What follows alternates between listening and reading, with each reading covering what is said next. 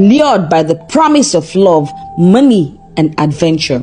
Terror gripped her heart as she struggled against her bonds, the realization sinking in that she was now at the mercy of her captors. Tears streamed down her face as she cried out for help, but there was no one to answer her pleas. Out of nowhere, two men dressed in red suddenly appeared. They spoke in hushed tones as they approached one of the captors, dragging her away from the group. The woman cried out in fear, begging for mercy, but her pleas fell on deaf ears. With a swift motion, one of the men raised the cutlass and struck the woman with brutal force. The sound of flesh meeting metal echoed through the forest as blood splattered across their faces. The woman's cries turned into agonized screams as she crumpled to the ground, her body racked with pain. A heavy silence descended upon the group as they watched in terror, paralyzed by fear and disbelief. Tears of fear and regret washed over Amara's pretty face as she realized the gravity of her situation.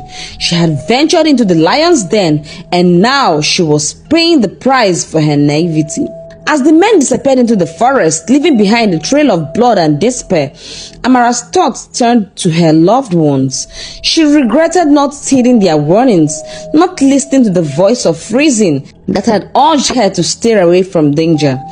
As fear gripped the hearts of the captives, Amara's prayers became a desperate plea for salvation. She promised God anything and everything if only he would spare her from the horrors unfolding before her eyes. A young lady sitting close to her spoke in a soft voice, urging her to stop crying.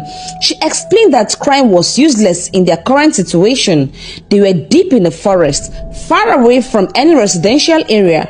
Amara's heart sank as she absorbed the grim reality of their predicament. Curiosity gnawed at her, and she turned to the young lady, asking how she had ended up there. The young lady's story mirrored Amara's own.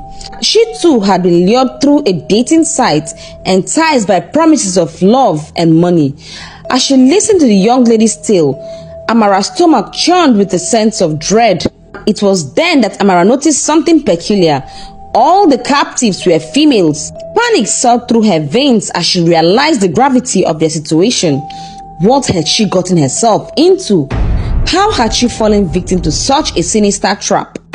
Back in UNINEB, Hafsat's worry grew as she hadn't heard from her roommate since her departure for Lagos. Despite her attempts to reach out, there was no word from her friend and roommates. Finally, unable to bear the uncertainty any longer, Hafsat made the difficult decision to call Amara's parents and inform them of their daughter's whereabouts. As the phone rang on the other end, Hafsat's heart pounded with anxiety.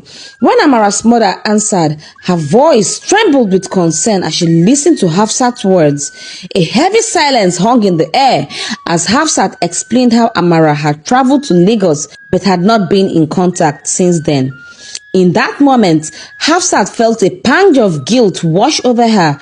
She wished that she had insisted that Amara stayed, that she had done more to protect her friend from the dangers that lurked beyond the safety of their university campus. But it was too late for regrets now. As the days passed in the dense forest, a sense of dread settled over the captive women. Each day, one of them would be taken away, disappearing into the shadows without a trace. They had no idea where their fellow captives were being taken, but one thing was certain: they never returned. On the third day, the women were startled awake by the sound of footsteps approaching their makeshift camp. With hearts pounding, they watched as their captors ordered them to get up and change into black clothes. Fear clutched their throats as they obeyed, their minds racing with questions. Their hair was shaven off roughly, leaving them feeling vulnerable and exposed. In silence, they formed a solemn queue, their hearts heavy with apprehension as they were led deeper into the forest towards the sound of rushing water. A big river appeared before them, its waters shimmering in the dappled sunlight filtering through the trees. Fear and confusion clouded their thoughts as they wondered what awaited them. Where could they be taking them to? What sinister purpose lay behind the eerie procession?